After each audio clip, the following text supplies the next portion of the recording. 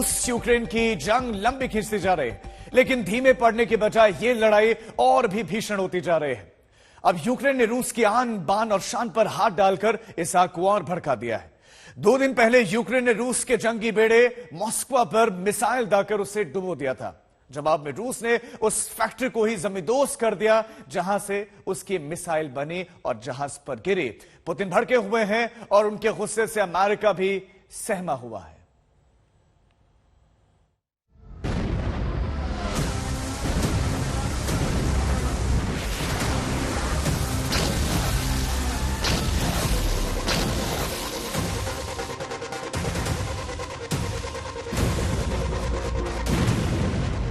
रूस मानने को तैयार नहीं कि उसके जंगी जहाज पर यूक्रेन ने मिसाइल दाग दी।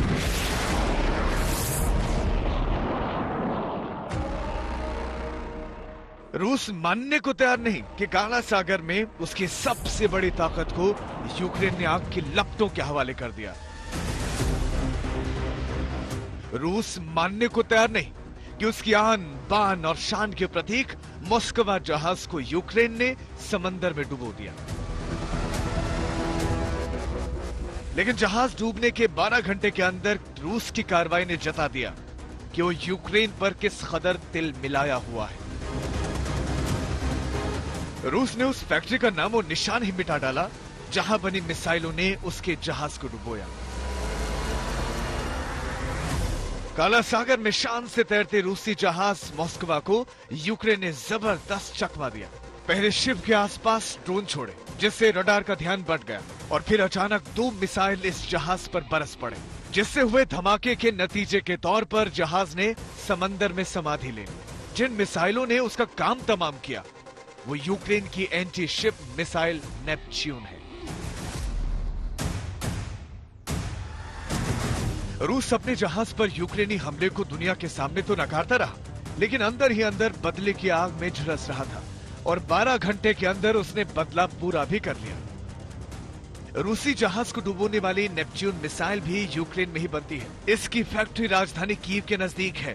शुक्रवार अल सुबह रूस ने धड़ाधड़ 5 मिसाइलें इस फैक्ट्री पर बरसा दी। यूक्रेन की शान नेपच्यून मिसाइल फैक्ट्री पल भर में सुपुर्द खाक हो गई।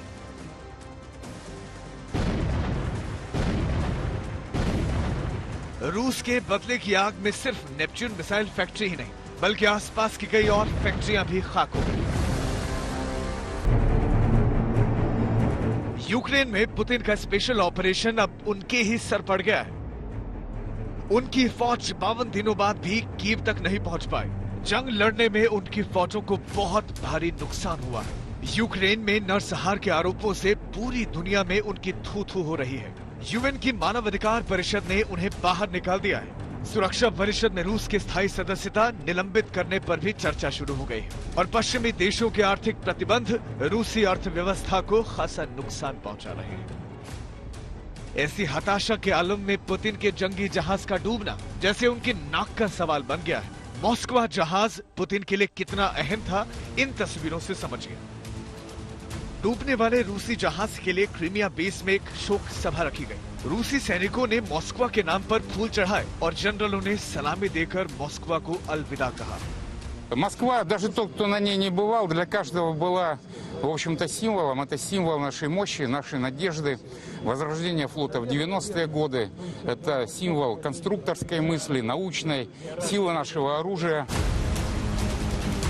जाहिर है पुतिन बुरी तरह भड़के हुए हैं और ऐसे माहौल में यूक्रेन में होने वाली कोई भी हरकत उनका पारा 7वें आसमान पर पहुंचा सकती है। अमेरिकी खुफिया विभाग भी बार बार चेतावनी दे रहा है कि हताशा में आकर पुतिन परमाणु हमला कर सकते हैं। पुतिन के दिलो दिमाग में फट रहे ज्वालामुखी के आगे अमेरिकी राष्ट्रपति भी ठिठक गए हैं और शायद यही वजह है कि बाइडेन ने कीव जाने का फैसला फिलहाल ठंडे बस्ते में डाल दिया है ताकि किसी भी तरह पुतिन का पारा और ऊपर चढ़ने से रोका जा सके। कीव से गौरव सावंत और राजेश पवार के साथ आज तक ब्यूरो। और अब बात उस संगीन आरोप की जिसे रूस को पूरी दुनिया के सामने कटघरे में खड़ा कर दिया गया। आरोप है यूक्रेन में नरसंहार का। रूस ने पहली बार खुलकर इसका जवाब दिया है, लेकिन जवाब ऐसा है कि शायद ही कोई यकीन करे। रूस का कहना है कि यूक्रेन में मिल रही लाशें उसकी फौज ने नहीं, खुद यूक्रेनी फौज ने गिराई हैं।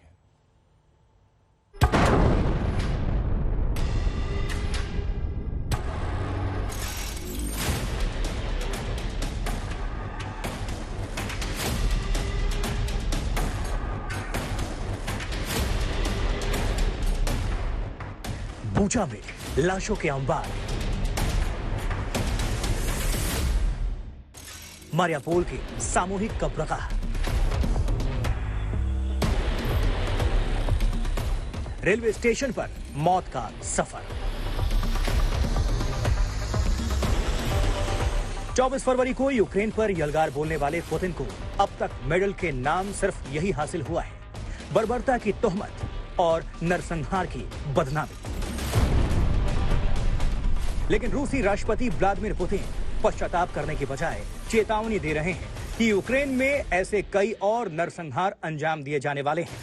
हालांकि ये बात अधूरी है और इतना तय है कि पूरी बात सुनकर आप चौंक जाएंगे, क्योंकि पुतिन की पूरी बात यह है कि ऐसे नरसंहार रूसी फौज नहीं बल्कि यूक्रेनी फौज अंजाम देगी।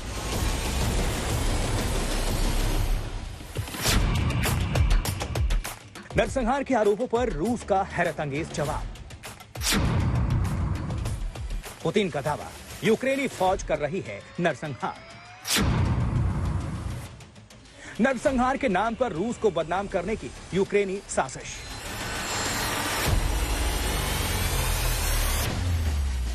सुनने में कितना भी अजीब और अविश्वसनीय लगे, लेकिन रूस का दावा यही है, यूक्रेन में जो लाशें मिल रही हैं, वो रूसी फौज की नहीं, यूक्रेनी फौज की करतूत है, जिसे पूरी तरह सोची समझी साजिश के तहत अंजाम दिया गया।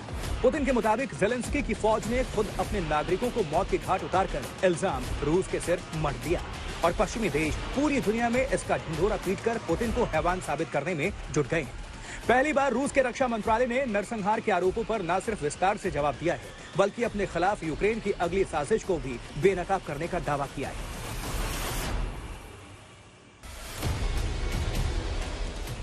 रूसी रक्षा मंत्रालय ने चेतावनी दी है कि यूक्रेनी फौज लोजोवा शहर में अगला हमला करने वाली है।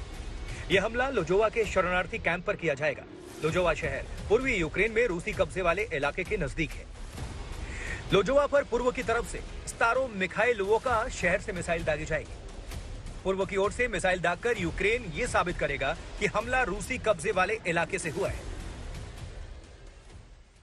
रूस का बड़ा बयान, क्रामाटोर्स्क रेलवे स्टेशन के अटैक के बाद अब रूस कह रहा है कि न केवल वो क्रामाटोर्स्क अटैक रूस ने नहीं यूक्रेन ने किया, लेकिन यूक्रेन एक और अटैक प्लान कर रहा है लोजोवाया रेलवे स्टेशन में, जहां काफी सारे शरणार्थी बैठे हैं। ये खार्किव में है और रूस कह रहा है कि यूक्रेन ने टॉचकाऊ मिसाइल इस्तेमाल किया था क्रामाटोर्स्क में भी, और यहाँ पर भी टॉचकाऊ मिसाइल यूज करेगा। बड़ी खबर कि क्या टॉचकाऊ मिसाइल्स या ये फॉग ऑफ वॉर जो हम देख रहे हैं, इस लड़ाई में सबसे ज्यादा जिसको अफेक्ट हो रहा है, जो इम्पैक्ट हो रहे हैं, वो है शरणार्थी, रेफ्यूजीज जो अपनी जान बचाने के लिए अपने अपने शहरों को छोड़कर भाग रहे हैं। कैमरा पर्सन संजय राउत के साथ गीता मोहन, आज तक।